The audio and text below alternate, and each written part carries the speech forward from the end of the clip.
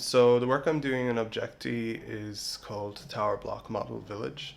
I made before this project called Ghost Estate Model Village in Ireland in 2014 as part of an arts festival called Welcome to the Neighbourhood in Askeaton in County Limerick. And in that instance, I was looking at the way that we've kind of created these little communities and the lineage that we can track back to the Industrial Revolution about planned urban space.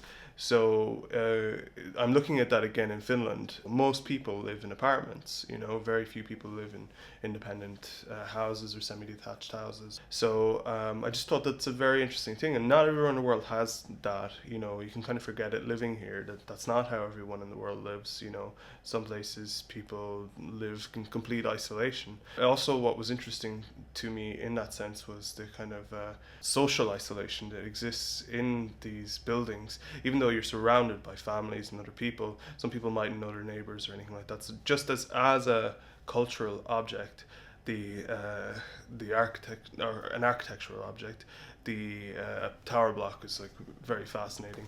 So I'm just trying to kind of work with that idyllic, sentiment of arranging how people live and trying to create this.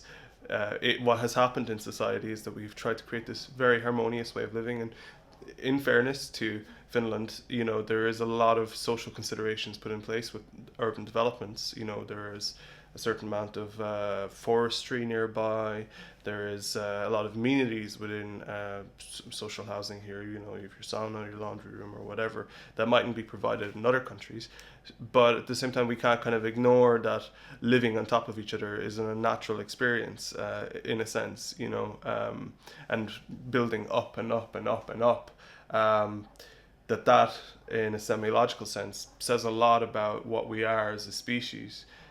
Also, we define it as unnatural, but there's, maybe it is the most natural thing that we could do. These things that we build around ourselves are more evident on our landscape than anything that we do as individual people. The structures that we build around ourselves, cities, towns, housing complexes, those leave a kind of a mark that's more present than our individual selves, and they are kind of us.